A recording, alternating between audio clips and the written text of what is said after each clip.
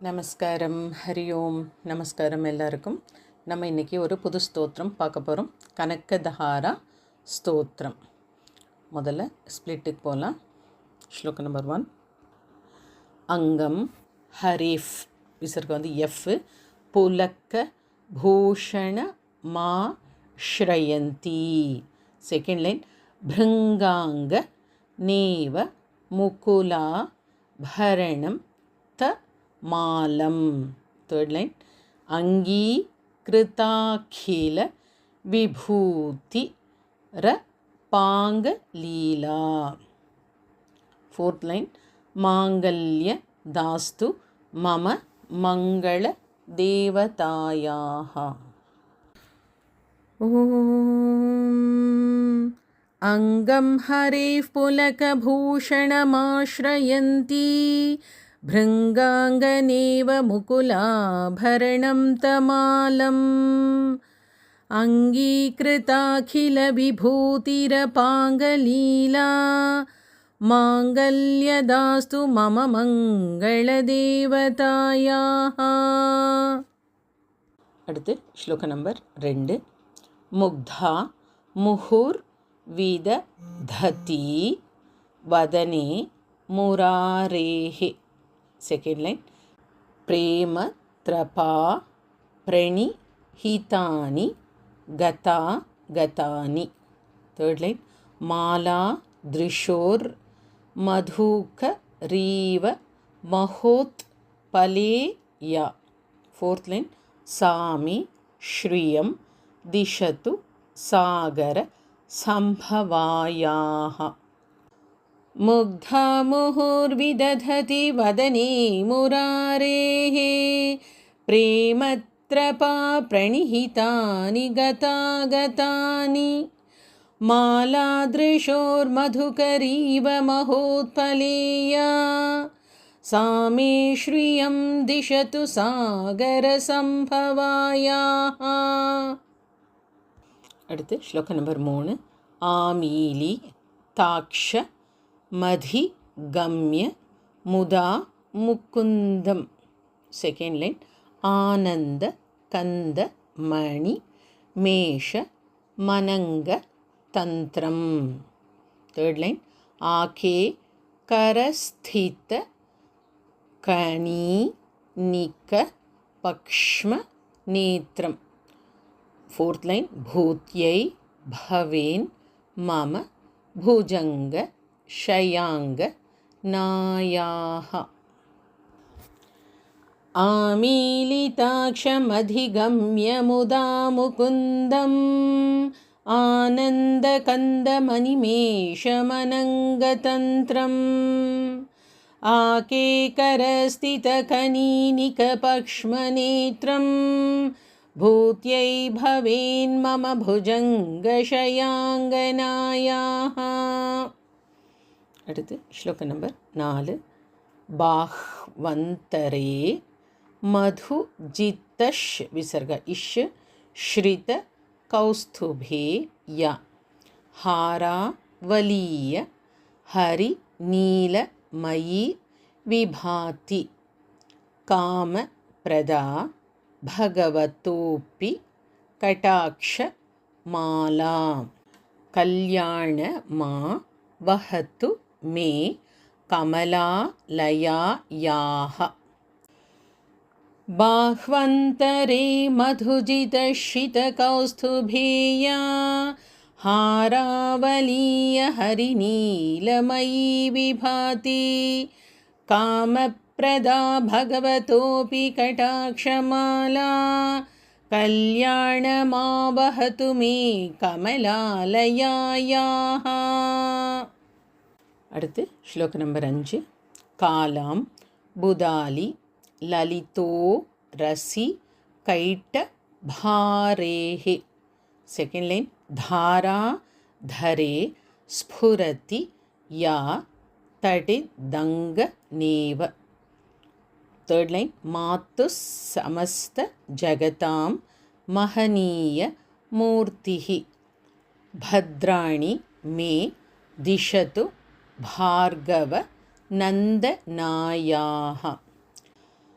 कालाम्बुदालिललितोरसि कैटभारेः धाराधरे स्फुरति या तटिदङ्गनेव मातुः समस्तजगतां महनीयमूर्तिः भद्राणि मे दिशतु भार्गवनन्दनायाः. அடுத்து ஸ்லோகம் நம்பர் 6. प्राप्तं पदं प्रथमतः विसर्ग हेच् खलु ख नंबर 2 महाप्राण यत् प्रभावात् मांगल्य भाजी मधु माथिनी मन्मथेन. थर्ड लाइन मय्या पतेत् तदीह मंथर मीक्षणार्धम. फोर्थ लाइन मंदा लसंच मकरालय कन्यकायाः.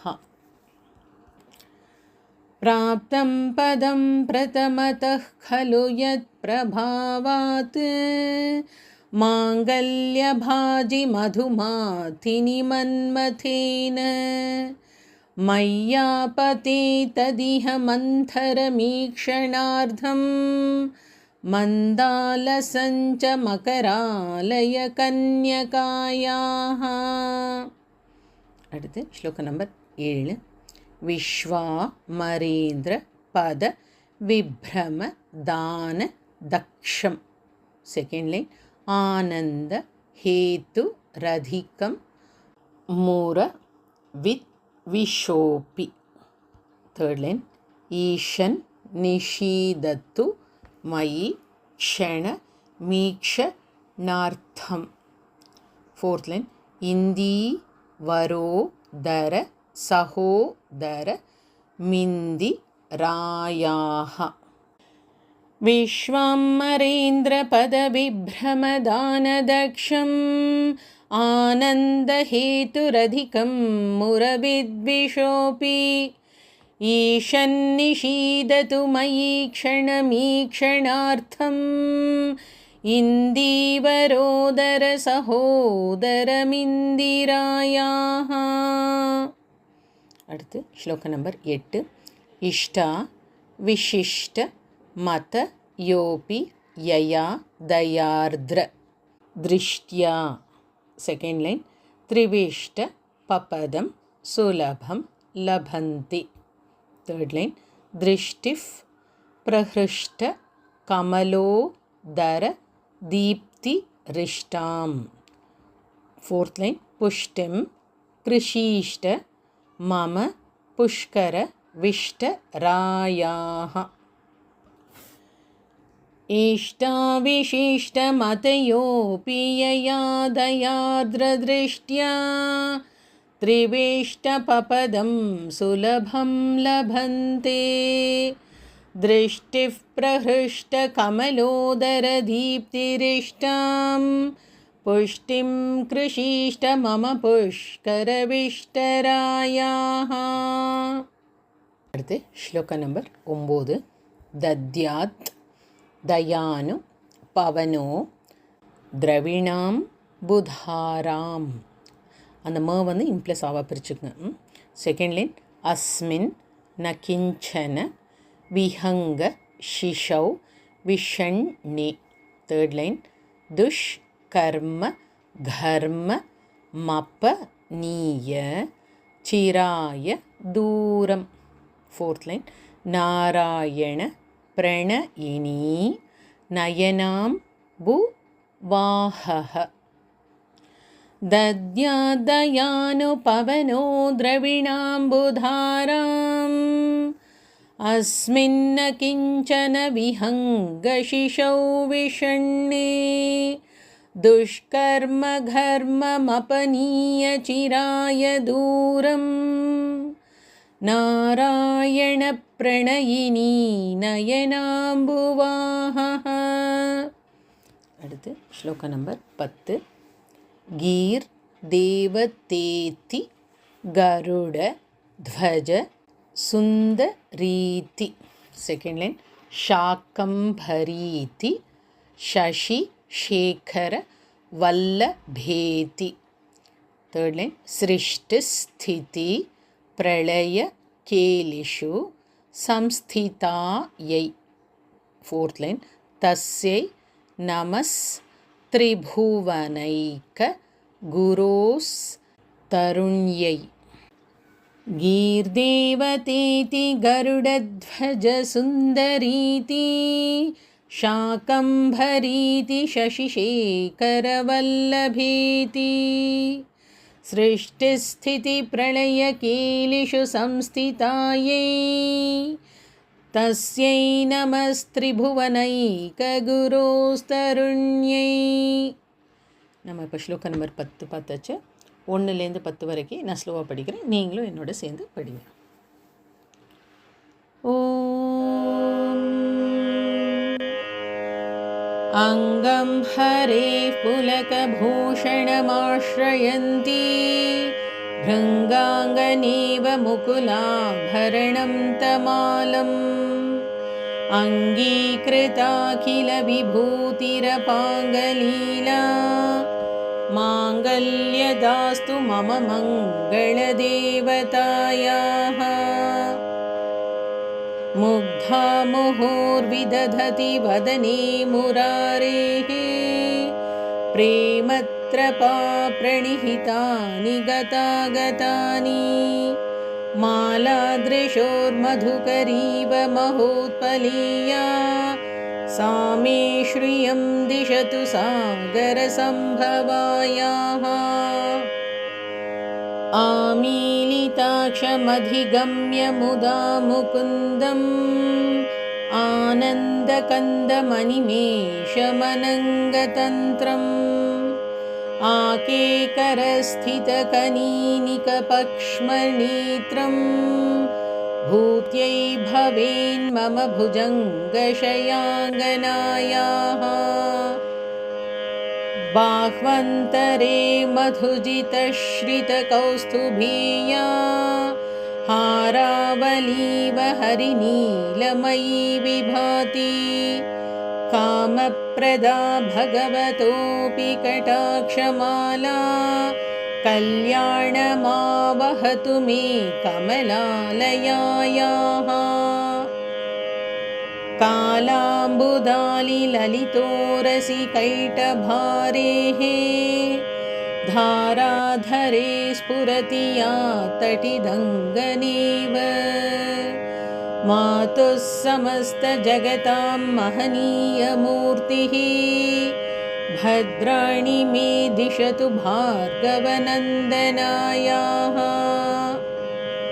प्राप्तं पदं प्रथमतः खलु यत्प्रभावात् माङ्गल्यभाजि मधुमातिनि मन्मथेन मय्यापतेत्तदिह मन्थरमीक्षणार्धं मन्दालसञ्च मकरालयकन्यकायाः.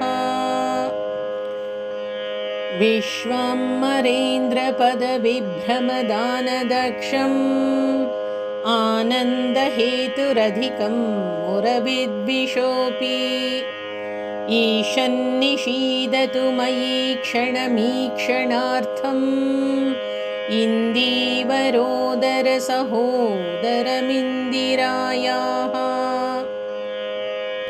इष्टाविशिष्टमतयोऽपि यया दयार्द्रदृष्ट्या त्रिविष्टपपदं सुलभं लभन्ते. दृष्टिः प्रहृष्टकमलोदरदीप्तिरेष्टां पुष्टिं कृषीष्ट मम पुष्करविष्टरायाः. दद्याद्दयानुपवनो द्रविणाम्बुधाराम् अस्मिन्न किञ्चन विहङ्गशिशौ विषण्णे. दुष्कर्मघर्ममपनीय चिराय दूरं नारायणप्रणयिनी नयनाम्बुवाहः.